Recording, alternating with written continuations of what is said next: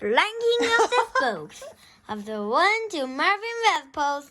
Today we are reading the native way not for the before. Let's read together. What? Dun, dun, What are dun, you dun, talking dun. about? Reading from chapter 3 that I read before. Then let's get see the Marvin says the king. Start reading the book is for the machine. Marvin Redpost lived in a gray house. There was a fence around the house. The fence was white, except for one red post. He slapped the red post and he walked through the gate. He had an older brother, Jacob, who was 11, and a younger sister, Lindsay, who was 4. Jacob met him at the front door.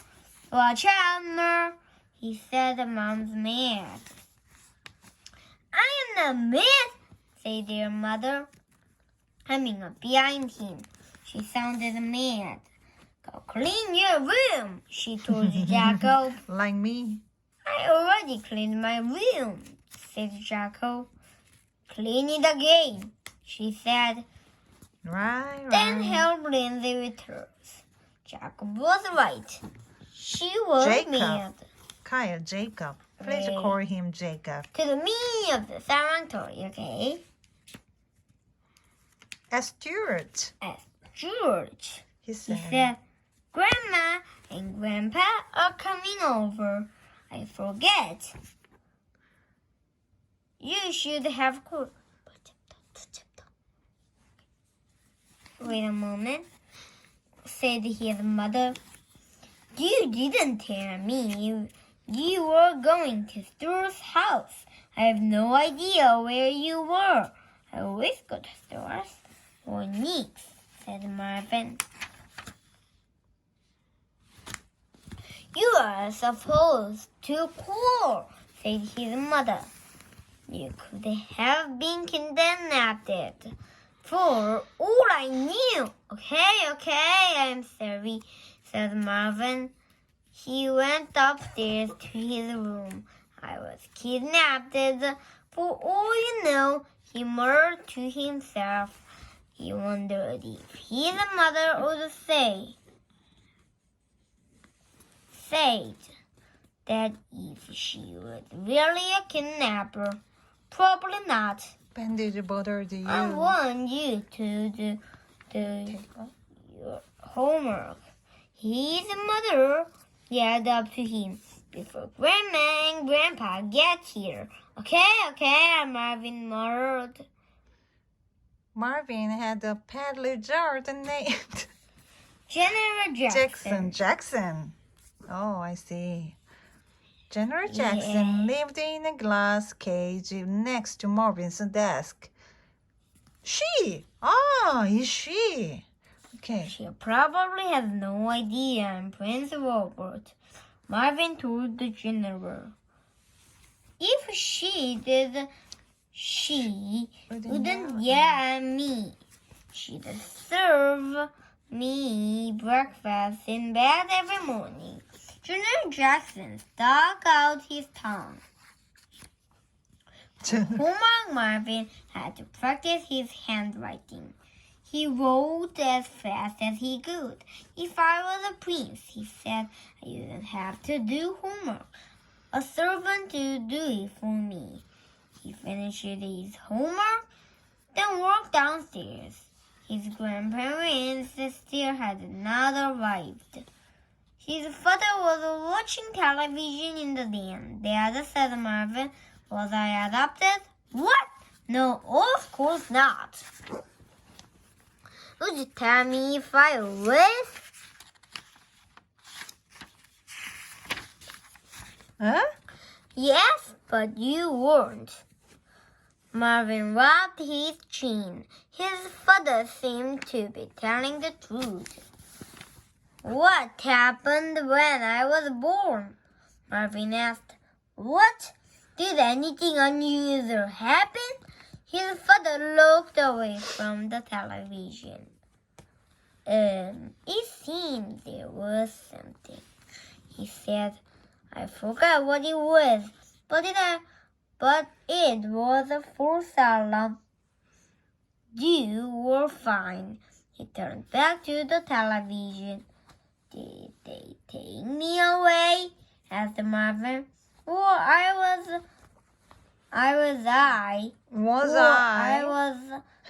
with Mom every single second. His father His father sighed. sighed. No, you weren't with the Mom every single second. Can we please talk about this later? I'm trying to watch the news. Well, when I came back, said Marvin. Did I look different? What? Okay, said Marvin. Like 3 days after I was born.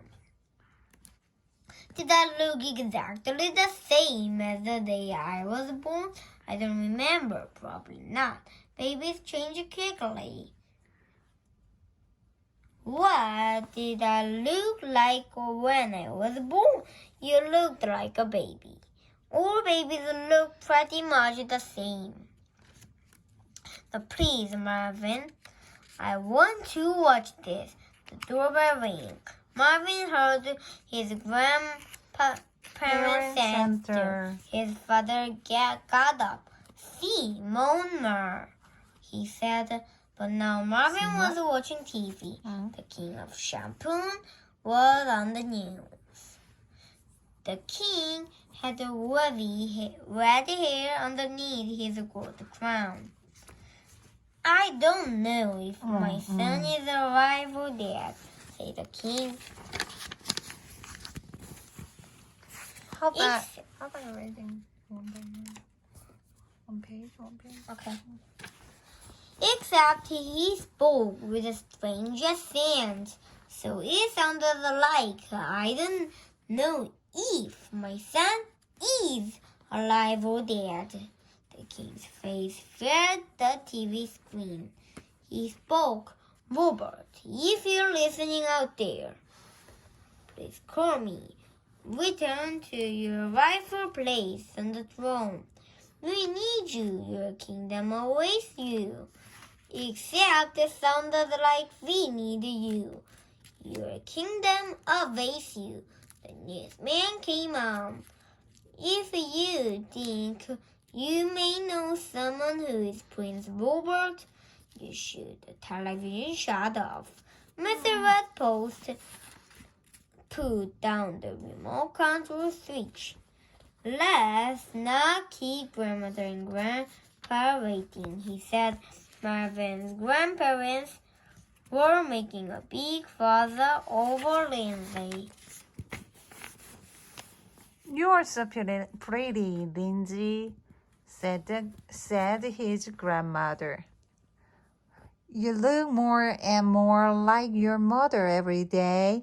And Jacob, you are the spitting image of your father.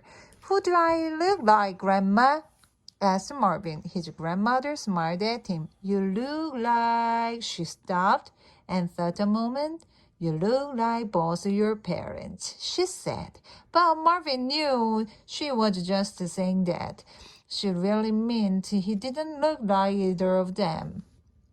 He knew whom he looked like. He had just seen his face on television. He looked like the king of Shampoo. He believed that he is kidnapped. Chapter Was 4. kidnapped. Chapter 4. Dun, dun, dun, dun, dun, dun, dun, Dun, dun. dun, dun, dun, dun, dun, dun, dun, dun. Marvin Redpost is that. Are you really the lost prince of Shampoo? Judy Jasper asked Marvin as he walked into class. What? Asked Marvin. I don't think so, he murmured. Nick said you were, and Elaine, Travis, and Kenny hurried over. Nick said you were the lost prince of Shampoo, said Kenny. Is that true? Asked Travis. Before Marvin could answer, some shoved him. It was Clarence. Okay. You're not going. You're not a prince, said Clarence. Prince was the meanest kid in Marvin's class. I didn't say I was, said Marvin. You shouldn't push your prince, Clarence Clarence. said. That's right, said Marlene. You are in big trouble, Clarence said Travis. I'm not scared, said Clarence. Nick put his arm around Marvin. Hey, everybody, he said. This is my best friend, Prince Robert. Marvin took his seat. He wished Nick hadn't told everybody he was Prince Robert. Cassie Haploton sat down next to him. Good job, good job. Good morning, King Marvin, she said. Marvin didn't answer. How are you today, King Marvin? She asked. Cassie, she had a ponytail that stuck out of her side of her head. Not the back. Did you do your homework, King Marvin? Asked Casey. I'm not the King Marvin, Marvin snapped. I am Prince Robert. He said it. If that's right, I am Prince Robert. He had never liked the name Marvin. Everyone was staring at him. Marvin, asked Mrs. Note. He stood up. My name, not Marvin. He said, I'm Prince Robert, the Lost Prince of Shampoo. He knew in his bones it was true. He would feel his royal blood swirling around inside him. I was kidnapped the day I was born, he said. I was just a baby, but I remember now. The kidnappers hid me in a hospital, and Mrs. Redpost took me home from the hospital by mistake. You remember this, asked Mrs. Note, from when you were 1 day old? It's kind of a haze, Marvin admitted. I don't remember exactly what the kidnappers looked like. One of them had a black mustache. Marvin has red hair, said Strut. Mr. and Mrs. Redpost have brown hair. How do you explain that? Asked Nick. Why do any of your grandparents have red hair, Marvin? Asked Mrs. North. Marvin thought a moment. No, they all have gray hair. Or as their black beard. Bald. 대머리. And I'm left-handed, you said. Are you tired? No. You said that means I have royal blood. His teacher smiled. Well, let me ask you a question, Marvin. Excuse me, I'm in Prince Robert. Whatever happened to the real Marvin Redpost? Said Marvin. 9 years ago, Mr. and Mrs. Redpost had a baby. You say they took you home from the hospital by mistake. After the kidnappers hid you in the hospital, what happened to the real baby? Some other parents took him home by mistake, suggested Nick. Then what about their baby? Asked Mrs. North.